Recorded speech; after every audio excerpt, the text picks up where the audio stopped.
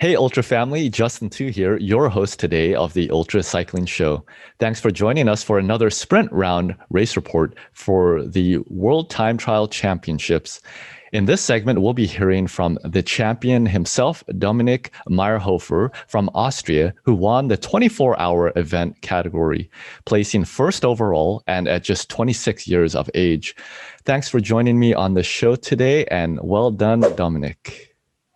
Hi, Justin. Thank you for having me on your show. Yeah, I'm super excited to be able to hear from you. Of course, you are the champion of this event this year with a very impressive result. 489.6 miles according to the race results. Does that line up with what you recorded? Yeah, exactly. Yeah, it took a while to have the complete list, but yeah, it was a pretty good race. Yeah, there were some technical difficulties that we're all aware of. But Dominik, let's get started with the sprint round race report. It's a fun series of interesting questions where you'll be challenged to answer each within a set time limit, ranging from 10 seconds to 60 seconds. But don't worry, Dominik, you won't be disqualified for going over time. So let's get rolling with the first question. Who are you in a nutshell? I'm Dominik. I'm 26 years old and I'm from Austria, and I'm working in an office in a car dealership. Nice. Very cool. All right. Well, that's probably where you get your speed from. You probably have extra horsepower from one of those cars. All right, describe that Maybe. with one word. I would describe it with stupid, which normal human will sit 24 hours on a home trainer. Yeah, that is true. I guess ultra cycling, you lose a couple bolts along the way the more you do these events. Why did you choose this event? I choose it first of all because it is the qualification for the RAM, and because sometimes I have the problems with my mind during such long races, and so it's the perfect training for it. Yeah, very true. All right. Next question. How did you feel on a scale of 1 to 10? I would say on this scale about 8 points. In the beginning, it was very good, and especially on Sunday, 4 o'clock, it was really tough for me.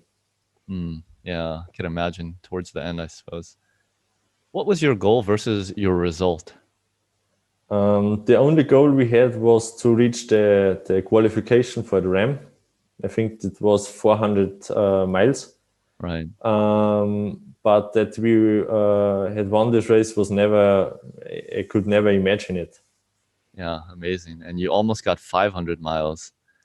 All Yeah. right. How much time did you spend off the saddle? I think it was half an hour, and it was only for going on the toilet, and yeah, all the other time I was always on my bike. Yeah, pretty impressive for 24 hours. Okay, describe the course.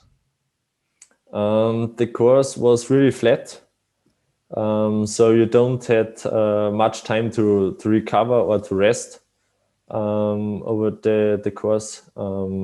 But on the other hand, it is really good because on this street you have to put this gear on and with this cadence, so you can plan your lap time really good. And after 24 hours, you know exactly how many lines on the streets are and how many cars are passing you. Yeah. So you know the street very good. Yeah, very cool. That's awesome. Okay, next question for you. What time did you start? In Austria, we had 6 p.m. on Saturday, so it was really good because we started right with the night. Okay, so you actually like that. I believe that's around 9 p.m. here where I am in California. Next question for you. What was your average power? Over the 24 hours, we had about 182, 85 watts. Impressive. Okay, what was your max speed? Max speed, I don't know. It must be about, I think, 60 kilometers per hour. Very cool. Okay, how about your max cadence? Max cadence was at 120, but it was in the beginning of the race. Geez, but even so, still 120 RPMs. That's really fast. Okay, what was your max heart rate? You track that? Max heart rate was 156 beats per minute. Yeah. All right. Also in the beginning of the race. How many calories did you end up burning and then eating? I burned about 40,000 calories, but I only ate 10,000, 11,000 because I had a little problem with my stomach through the night. And so I did not eat so much. Yeah, always a challenge, but yet you still pulled off an impressive performance. Well done. How many toilet breaks did you end up taking? Must be 4 to 5 toilet breaks through these 24 hours. Not bad, not bad. Okay. Any power naps, sleep breaks? No, it's 24 hours. You don't have to sleep. There's enough time after the race. Yeah, maybe a lot of coffee. How did your power profile look throughout the event? In the beginning of the race, about 5-6 hours, the watts are really high, about 300 watts. But like in every race, the speed is going down a little bit after that. And so the last 20 hours or 80 hours, I put on my own rhythm with about 180 to 200 watts. Very cool. Nice. Okay, which bicycle did you use for this? I drove with my giant propel bike because I had the time trial handlebar on it. And so we have 4 to 5 different positions on the bike, which is very good on the home trainer. Yeah, makes a difference switching out the positions. Yes, exactly. Okay, what gearing did you use? I'm driving with the SRAM E-tape because I also can shift on the handlebars and with 11 speed. Okay, cool. Yeah, great setup. Okay, what size tire and tire pressure? I guess you maybe just had a front one. Did you check the tire pressure? Exactly. Because of the smart trainer, I'm using the DAX Flux. I only have the front wheel, but I drove with about 3 to 3.5 bar. So less pressure because then you have a little bit of a suspension. Yeah, on the home trainer, I suppose.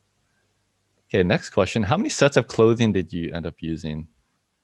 I was using two shorts and about 4 to 5 t-shirts. Okay. Yeah. Sounds like a good. They were getting very wet. What was your overall race strategy? First of all, the first hours I wanted to drive very fast, and to get to be in front of the race, because every minute you lose in the first hours, you will never get back. The only problem was with these little problems from full gas. You don't knew where are the other drivers, so it was a little bit of gambling. But after 6 hours, I went down with the power a little bit and put it through to the end. Yeah, nicely done. To the end and a first place victory. What did you use for nutrition? Tell me about your snacks, food, and hydration. So I'm using the Ensure. So it's 100% liquid nutrition from Christoph Strasser's ultracycling shop. And for in the nights where my mind is a little bit crazy, I get caffeine shots to wake up a little bit. And every hour I'm drinking a bottle of water with minerals from Sponsor Sports Food. Oh, okay, cool. Geez, for a second I thought you said vodka. Okay, who was your support crew? It was the Team Mir 4. Team Mir 4 because it's my father, my mother, my sister, and my girlfriend who are supporting me through the whole year at each race. Oh, that's fantastic. That's the best support crew, your family. Okay, Yeah. most difficult segment through the 24 hours? Especially the first hours where the technical problems were, because you had to restart every lap the race.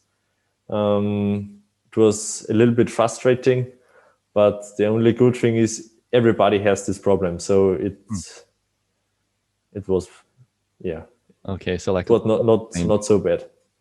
yeah. Yeah, I heard all about those. Quite frustrating. Okay. What was the most boring segment out of the 24 hours? Yeah, so 24 hours on a home trainer there is everything boring. You're sitting in front of the computer and your mind gets crazy and you always see the same things. So I would say the whole race was really boring. Okay. So you're not one to really ride much on the indoor. Okay. No, I don't like it very much. Yeah. What is your most enjoyable segment from that 24 hours?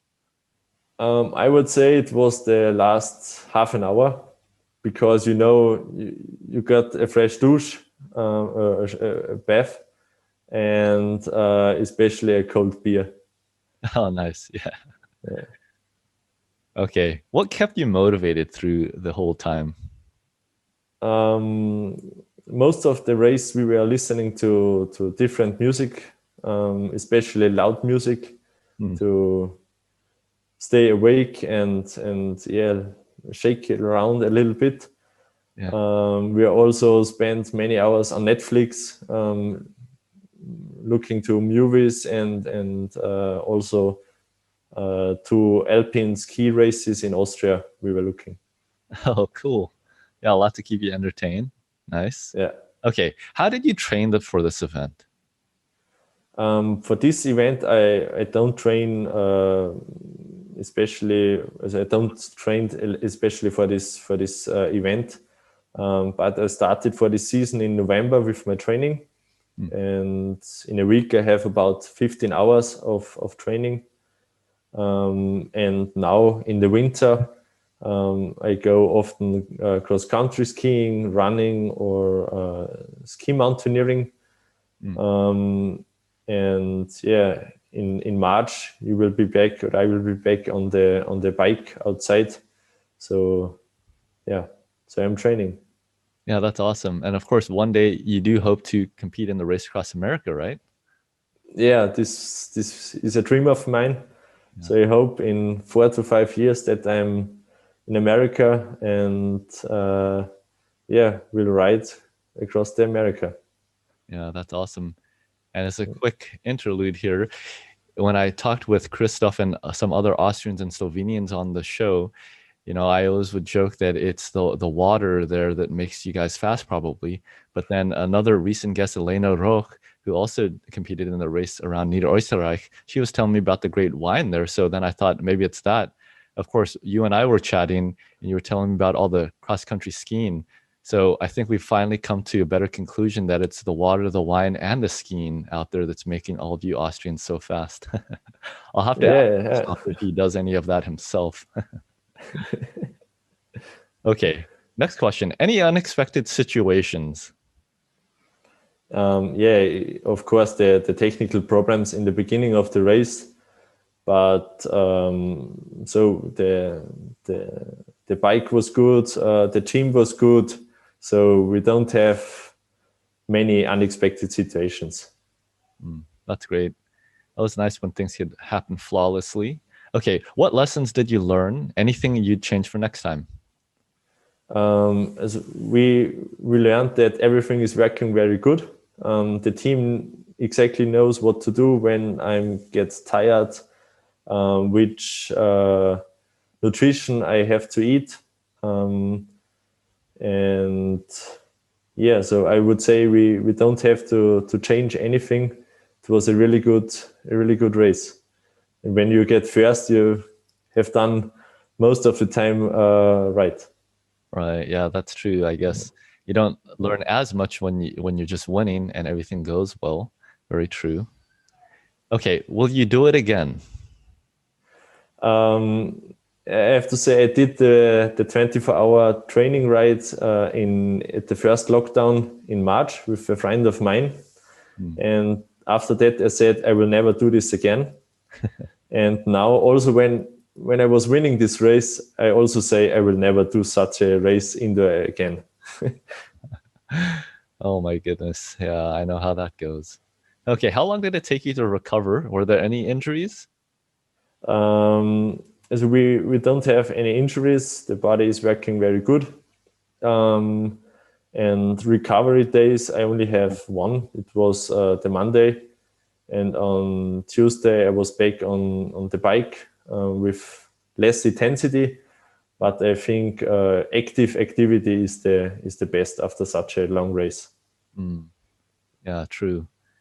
And of course, you're very fit. Tips for others who are interested in participating in this event? As the first thing I would say is that the driver should concentrate only on driving, because it is really challenging with your own mind. And he should have a team which exactly knows what he has to drink, what he has to eat, and what keeps him motivated during this long day. Yeah, motivation is key. And of course, you had that, even as boring as it was. So what is your next event? What's coming up? So the plan was that we will ride the Glocknerman Ultra in Austria. But let's see what this year is going on with Corona. Yeah, looking forward to following your journey. Of course, you're a very fast and competitive athlete. Okay, anything else you'd like to share?